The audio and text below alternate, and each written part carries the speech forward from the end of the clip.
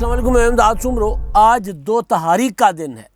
एक तहरीक हुकूमत के ख़िलाफ़ सड़कों पर पीपल्स पार्टी तो काफ़ी दिनों से महंगाई के ख़िलाफ़ मुजाहरे कर रही थी, लेकिन पाकिस्तान डेमोक्रेटिक मूवमेंट PDM, जिससे टूटी पीपल्स पार्टी, वो भी आज सड़कों पर आ रहा है। यानी अपोजिशन, पूरी की पूरी अपोजिशन अलग अलग सड़कों पर होगी आज। और आज रावलपिंडी का इंतखाब किया गया है। रावलपिंडी में पहला मुजाहरा है और उस तहरीक के बाद ये तहरीक जो है वो मौलाना फजलुर रहमान साहब तो इंदिया दे चुके हुए हैं कि ये तहरीक पहिया जाम हड़ताल तक भी जाएगी और लॉन्ग मार्च तक भी जाएगी। और उधर बिलावल भुट्टो जरदारी ने पार्टी को इशारा कर दिया हुआ है कि जब लॉन्ग मार्च की भी तैयारी करें, मुज़ाहिरे मज़दूरों के बाद लॉन्ग मार्च करेंगे इस्लामाबाद की तरफ। वो इशारा दे चुके हुए हैं कई बार और पार्टी को तैयारियों का भी कह चुके हुए हैं कि तैयारी करें। इसलिए पीपल्स पार्टी की जो लीडरशिप है वो भी मुतहरिक है और PDM तो मुतहरिक था ही। PDM बड़े बड़े जलसे भी कर रहा है, फैसलाबाद में जलसा हुआ और बाकी जलसे भी उनके होने हैं। लेकिन एक और तहरीक है, इस तहरीक पर बाद में आता हूँ। एक और तहरीक बलोचिस्तान में, बलोचिस्तान के वज़ीर आला जाम कमाल आलियानी के ख़िलाफ़ एक तहरीक पखी हुई थी बड़े अरसे से। अब वो हो रही है, मैच्योर हो चुकी हुई है तहरीक अदम एतमाद की शक्ल में। उनकी पार्टी के अंदर से बगावत उठी है। पहले तो अपोजिशन वालों ने एक तहरीक जमा करवाई थी, तहरीक अदम एतमाद, तो वो तो टेक्निकल ग्राउंड पर रिजेक्ट हो गई थी। सितंबर में उन्होंने करवाई थी और अब इनके अपने अरकान ने 11 अक्टूबर को एक तहरीक अदम एतमाद जमा करवाई और 14 अरकान की उस पर दस्तखत हैं। और आज जब ये मैं आपको साथ बात कर रहा हूँ तो इजलास वगैरह जो है वहाँ पर है। तो उसके बाद ज़ाहिर है टेक्निकली ये होता है कि तहरीक अदम एतमाद पेश होगी, पेश होने के बाद होती है और पेश होने के बाद 3 दिन के अंदर अंदर होगी। उसके ऊपर वोटिंग, इजलास 3 दिन में होगा और उस पर होगी वोटिंग।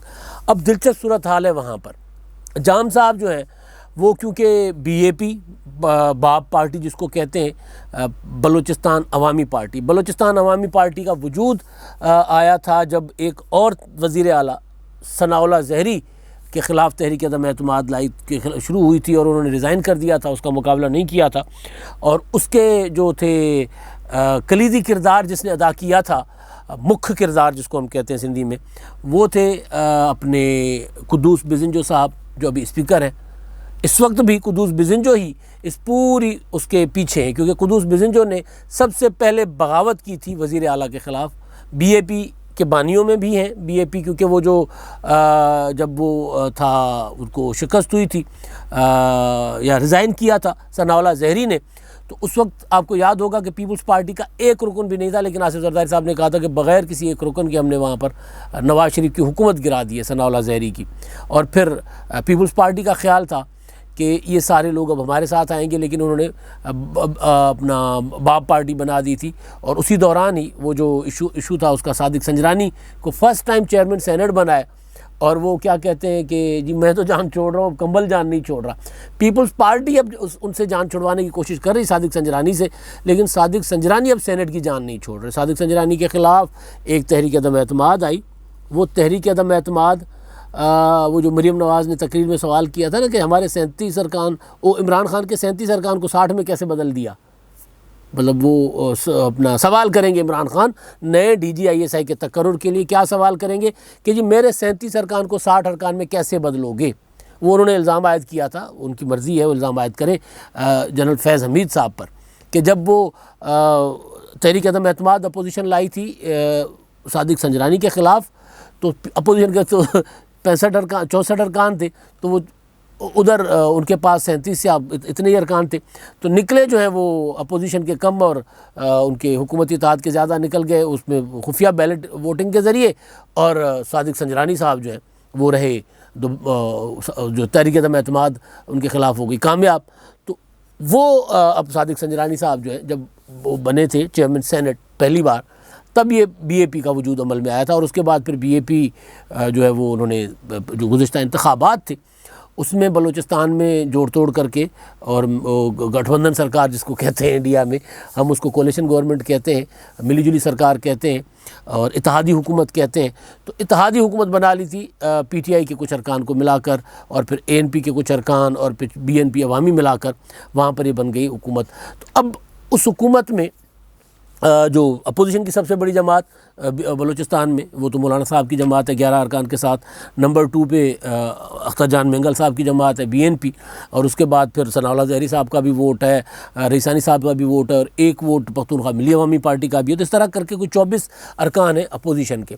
अपोजिशन क्योंकि वहाँ पर तज़ब्ज़ुब का शिकार एक तो तहरीक अदम एतमाद लेकर भी आए, लेकिन बकौल मौलाना फजलुर रहमान साहब के कि उस तहरीक अदम एतमाद को जो अपोजिशन की थी उसको इनका आशीर्वाद नहीं था। लेकिन अब इनके अंदर, पार्टी के अंदर जब बगावत हो चुकी है तो इस बगावत का हम फ़ायदा उठाएंगे, हम सियासतदान हम फ़ायदा उठाएंगे। गोया वो जो है अपना PDM की 3 जमातें तो वहाँ पर है ना, 11, 10 और 1, कम से कम PDM के ये 11, 10, 1 यानी 22 वोट तो PDM के वहाँ पर सीधे सीधे हैं। तो यानी JUI, BNP मेंगल और पख्तूनख्वा मिली अवामी पार्टी, तो वो अरकान तो वहाँ पर हैं। तो वो ज़ाहिर है वो सीधा सीधा मौलाना साहब ने कह दिया हम फ़ायदा उठाएंगे, तो वो भी उधर जाएंगे। तो इसीलिए ज़हूर बुलेदी साहब यानी जो तहरीक अदम एतमाद पर जब वोटिंग होगी तो वो भी उधर जाएंगे। तो जो ज़हूर बुलेदी साहब ने दावा किया आज कि हमें 40 अरकान की हिमायत हासिल है आउट ऑफ 65, 65 का ऐवान है और 65 में से 40 की हिमायत हासिल है। 36 तो वो कह रहे हैं हमने शो कर दिए। शो जो ज़हूर बुलेदी जो वज़ीर हैं जिन्होंने अपना मुस्तफ़ी ज़ाहिर हो चुके हुए, ज़हूर बुलेदी, असद बलोच, खेतरान, अब्दुर्रहमान खेतरान, और फिर वो नसीब मरी साहब, ये सारे जो हुकूमत से बगावत करके, या वो ये कह रहे हैं कि जी हम हुकूमत हैं, हम हुक्मरान जमात है। क्योंकि जाम कमाल आलियानी साहब से एक और गलती होगी, तो उन्होंने ट्विटर पर रिज़ाइन भी कर दिया था। जब वो इनके ख़िलाफ़ बगावत शगावत शुरू हुई थी ना, तो इन्होंने ट्विटर पर पार्टी की सदारत से रिज़ाइन कर दिया था। तो उसके बाद ज़हूर बुलेदी साहब जो है वो उन्होंने क़ायम मक़ाम सदर बन के उन्होंने इलेक्शन कमीशन में अपनी दरख्वास्त दे दी थी कि जनाब पार्टी का सरबराह मैं हूँ, यानी वो जो डिफेक्शन क्लास लगनी है वो भी ना लगे। जान जमाली साहब जो चीफ़ ऑर्गेनाइज़र हैं उन्होंने भी कह दिया है कि जी जाम साहब अब जान छोड़ें, अब आपके पास मेजॉरिटी नहीं है, आप जान छोड़ें। तो बहरहाल जाम साहब वो तर्जुमान बलूचिस्तान हुकूमत के आज जो कह रहे हैं कि जी हमारे पास मेजॉरिटी है और हम शो करेंगे, तो वोटिंग होगी तो पता चलेगा। लेकिन अब लग रहा है कि जाम साहब को आशीर्वाद होता है ना, बलूचिस्तान में आज़ाद कश्मीर में हुकूमतें आशीर्वाद के बगैर चलती हैं ना जाती हैं। तो अब जाम कमाल के सर पे आशीर्वाद नहीं रहा, उस तरफ वो जो BAP के बागी अरकान या PDM, उनको किसी की मदद, किसी की सपोर्ट हासिल है कि नहीं, वो एक अलग मामला है। लेकिन जाम साहब जो है वो हो गए तन्हा, आइसोलेट हो गए, जिस तरह इमरान खान साहब तेज़ी से तन्हा हो रहे हैं ना, इसी तरह। क्योंकि इसी वजह से मैं बार बार कह रहा हूँ कि अगर बलूचिस्तान की तहरीक अदम एतमाद कामयाब हो जाती है तो फिर इमरान खान साहब की नींदें उड़ जाएंगी। इमरान खान साहब ने बुलाया था उधर जाम कमाल साहब को, उधर अपना इस्लामाबाद में उन्होंने मुलाकात की। उन्होंने उससे पहले आगा ज़हूर जो वहाँ के गवर्नर हैं उनको बुलाया था, उनसे मुलाकात की, और उन मुलाकातों में जब हिसाब किताब लगाया कि यार बच कहीं से नहीं रहे, लिहाजा चलें फिर हम PTI का पॉलिसी भी ये थी कि जी हम तो BAP के इत्तेहादी हैं, BAP की मेजॉरिटी जिसके साथ है हम उसके साथ हैं। तो मेजॉरिटी तो नज़र आ गई थी उधर है, अगर मेजॉरिटी उधर होती तो यानी जाम कमाल के साथ होती तो बिहेवियर एक और होता, तो वहाँ पे और है। लेकिन उस मेजॉरिटी उधर है तो बिहेवियर और है। लेकिन ये सब कुछ जो है ये इमरान खान साहब के लिए परेशान कौन है। मौलाना फजलुर रहमान साहब कतरा रहे थे तहरीक अदम एतमाद से, उनकी पॉइंट एक वैलिड भी अपनी जगह था कि यहाँ पे तहरीक अदम एतमाद इस्टेब्लिशमेंट की मर्ज़ी, मंशा और आशीर्वाद के बग़ैर नहीं कामयाब होती। अगर वो बलूचिस्तान वाली कामयाब हो जाएगी तो फिर उनके एक हो जाएगा कि यार वहाँ कामयाब हो गई है।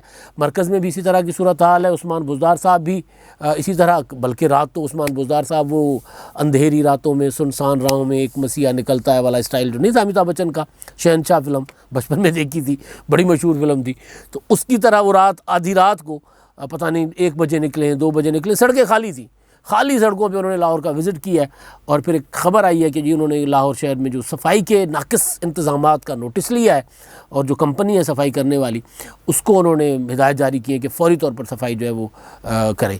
आधी रात को बिल्कुल जो अकेले गाड़ी में ले रहे, अकेले हैं, अकेले बिल्कुल, हाँ पीछे कैमरा वाला बैठा हुआ था कि वो जो कहता है ना कि बुज़दार साहब ज़रा इधर दाएँ देखें, दाएँ देखें, बाएं देखिए ज़रा, हाँ अब गाड़ी सीधी चलाएं, हाँ अब सड़क पे नज़र रखें, बिल्कुल इसी तरह। ये मैं मजाक नहीं कर रहा, बुज़दार साहब को इसी तरह वो पिछली जो वीडियो थी ना उसकी आवाज़ आ गई थी, तो वो सोशल मीडिया पे वायरल थी, और आवाज़ हमारे एक सहाफ़ी, सीनियर सहाफ़ी दोस्त, एक टीवी चैनल के ब्यूरो चीफ है, वो बैठे हुए थे, वो दे रहे थे, डायरेक्शन दे रहे थे।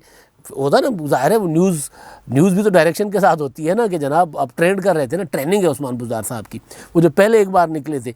तो अब ये था कि क्योंकि ट्रेनिंग में बंदा सीखता है ना, तो अब खैर वो बुज़दार साहब समझ गए हैं कि जी वो बोलना नहीं है, या बुज़दार साहब के ट्रेनर समझ गया कि यार वीडियो बनाते हुए बोलना नहीं है, लिहाजा नेचुरल साउंड आती रहे और आप खामोशी से वीडियो बनाएं, जो समझाना है पहले समझा देना है। तो खैर, तो बात थी तहरीक अदम एतमाद की, तो वो तहरीक अदम एतमाद जो है वो फिर ट्रैवल करेगी। अगर बलूचिस्तान में कामयाब होती है तो फिर बुज़दार साहब के ख़िलाफ़ भी हो सकती है, फिर बुज़दार साहब के ख़िलाफ़ हो गई तो इमरान खान साहब के ख़िलाफ़ भी हो गई। तो ये है एक टेस्ट केस जो आज वहाँ जो बलूचिस्तान से जिसका आगाज़ हो चुका हुआ है, लेबार्डी में चला गया हुआ है अपना नमूना। अब उसके बाद पता चलेगा कि क्या होता है। लेकिन अब असल जो दूसरा महाज है वो है तहरीक का, सड़कों की तहरीक का। पीपल्स पार्टी काफ़ी दिनों से मुजाहरे कर रही थी और PDM जलसे कर रहा था, लेकिन PDM ने अब महंगाई के ख़िलाफ़ आज से बाज़ाब्ता तहरीक का ऐलान आगाज़ कर दिया हुआ है।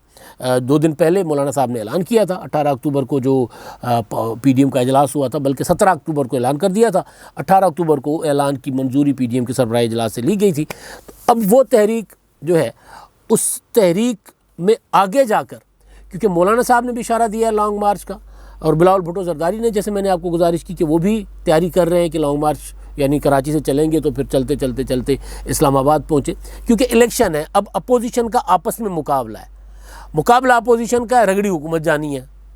मतलब अपोजिशन एक दूसरे के खिलाफ ना, कि जी हम आवाम को बताएंगे हम जी रियल अपोजिशन है, पीपल्स पार्टी बताएगी हम रियल अपोजिशन है, PDM वाले बताएंगे हम रियल अपोजिशन है, PDM के अंदर मुस्लिम लीग नून बताएगी कि जी हम रियल अपोजिशन है, हम बड़ी अपोजिशन है, मौलाना साहब कहेंगे जी हम सबसे बड़ी अपोजिशन है। तो ये क्योंकि पीछे सामने इलेक्शन नज़र आ रहे हैं सबको, इंतखाबात 2022 में हो 2023 में हो, वक्त कम है और मुकाबला सख्त है। तो उसमें एक चीज़ और सामने आ रही है, वो जो लॉन्ग मार्च वाली बात हो रही है ना, मौलाना साहब भी कर रहे हैं, और लॉन्ग मार्च के मसले पर ही PDM टूटा था मार्च में, 16 मार्च को। उसमें ये था कि जी मौलाना साहब ने कहा था, नवाज शरीफ साहब ने कहा था कि इस्तीफ़ों के साथ जाना है इस्लामाबाद। पीपल्स पार्टी ने कहा था नहीं, इस्तीफ़े आखिरी ऑप्शन होंगे, इस्तीफ़ों से पहले लॉन्ग मार्च करते हैं, लॉन्ग मार्च के बाद तहरीक अदम एतमाद, और उसके बाद इस्तीफ़े। तो इस पर मामला गड़बड़ हुआ था, टूटा था। उसके बाद फिर जो कुछ हुआ वो सबके सामने है। तो अब दोबारा आवाज़ें आना शुरू हो गई हैं कि जी अपोजिशन का मौसर जो तहरीक है वो तब होगी जब पूरी की पूरी अपोजिशन एक साथ हो, इकट्ठी हो। अब ये बात कमरजमान कायरा साहब ने की है, जो PDM में बहुत अहम किरदार था, जिनका PDM बनाने में उस वक्त तो पंजाब के सदर भी थे और PDM के अहम रहनुमाओं में भी थे, सारे राब्तों में कायरा साहब का बहुत इंपॉर्टेंट किरदार था। और जब शहबाज शरीफ साहब बिलावल भुट्टो से मुलाकातों से इनकारी थे 2019 में, तब से वो सारे प्रोसेस का हिस्सा थे। तो वो ये कह रहे हैं कि जी अपोजिशन को एक बार फिर एक साथ बैठना होगा, हुकूमत के ख़िलाफ़ अगर तहरीक कामयाब करनी है, मौसर बनानी है, तो एक साथ बैठना होगा। राना सनाउल्लाह साहब ने 2 दिन पहले ये बात की है कि हमें एक साथ बैठकर सोचना होगा। और उसमें मैंने आपको गुजारिश की थी कि मुस्लिम लीग नून के अंदर, क्योंकि पीपल्स पार्टी तो तहरीक अदम एतमाद को सबसे कामयाब रास्ता समझती है इमरान खान को गिराने के लिए, हुकूमत को गिराने के लिए, और उसके बाद इन हाउस चेंज करके आप इलेक्शन अनाउंस कर दें, इलेक्शन इस्लाहात कर दें, जो भी है आप आपस में बैठ के कुछ वक्त के लिए 2-3 महीने के लिए हुकूमत बनाएं और उसके बाद इंतखाबात करवा दें, इलेक्शन इस्लाहात करवा के। ये पीपल्स पार्टी का फार्मूला था शुरू से। लेकिन अब मैंने आपको 2-3 दिन पहले खबर दी थी कि मियाँ नवाज शरीफ साहब के करीबी साथी उनको मशवरा देना शुरू हो गए, क्यों ना मियाँ साहब, अब अगर नज़र आ रहा है कि इमरान खान साहब जो आइसोलेट हो गए, उनका किला जो है मजबूत नहीं है, किला होता है ना, किला, वो किला आप समझ रहे हैं किला क्या है, वो अब मजबूत नहीं है, वो अब डामाडोल है, तो फिर तहरीक अदम एतमाद ही लेकर आए। तो राना सनाउल्लाह साहब ने भी उस तरफ इशारा किया कि जी हमें एक साथ बैठ के हिकमत अमली बनानी होगी अपोजिशन की। अब एक साथ बैठ के तहरीक में तो शायद PDM की तहरीक में तो शायद पीपल्स पार्टी ना बैठे, या मुस्लिम लीग नून और JUI पीपल्स पार्टी को PDM की तहरीक में तो शामिल ना करें, लेकिन तहरीक अदम एतमाद के लिए शामिल कर सकते हैं। क्योंकि वजह यह है ना शामिल करने की तहरीक में, जो सड़कों पर तहरीक है, क्योंकि अब इन्होंने एक दूसरे के ख़िलाफ़ इलेक्शन लड़ना है। तो जब इलेक्शन लड़ना है तो फिर इलेक्शन तक तो इस इत्तेहाद ने कायम नहीं रहना, उस वक्त नई अलाइनमेंट होनी है। ये मैं आपको तब से बता रहा हूँ, मार्च से पहले से गुजारिश कर रहा हूँ कि अलाइनमेंट जो है ना वो चेंज होनी है। ज़ाहिर है पॉलिटिकल इत्तेहाद बनते हैं, ARD बना था और ARD जो अब जब 2008 के इंतखाबात हुए थे तो नवाज शरीफ साहब किसी तरफ थे, मोहतरमा बेनज़ीर भुट्टो शहीद होने से पहले वो अलग इंतखाबात लड़ रही थी, मियाँ साहब अलग लड़ रहे थे, बल्कि मियाँ साहब ने उस वक्त APDM बना लिया था, PDM है तब APDM बनाया था, तो APDM के पहले इजलास से पीपल्स पार्टी को निकाल दिया गया था, क्योंकि एक हकीकत है कि पीपल्स पार्टी और मुस्लिम लीग नून ही रिवायती हरीफ जमाते हैं। PTI एक अरेंजमेंट था, चल सकता है, हो सकता है चल जाए, हो सकता है ख़त्म हो जाए, तो अगर वो ख़त्म हो जाता है या अगर चलता है तो भी पीपल्स पार्टी और मुस्लिम लीग नून एक साथ इलेक्शन नहीं लड़ेंगे। ये एक वो है उस जो तयशुदा अमर है। तो तहरीक में तो शायद पीपल्स पार्टी को सड़कों की तहरीक में तो शायद शामिल ना करें, लेकिन अगर तहरीक अदम एतमाद की तरफ मामला जाएगा, शहबाज शरीफ साहब रावलपिंडी के चक्कर भी तो काट रहे हैं ना, तो अगर तहरीक अदम एतमाद का मामला जाएगा तो फिर ये दोनों एक साथ बैठ सकते हैं। फिर वो जो बलूचिस्तान में हो रहा है वो फिर इस्लामाबाद और पंजाब में भी हो सकता है। अब तक के लिए इतना ही। अल्लाह हाफ़िज़।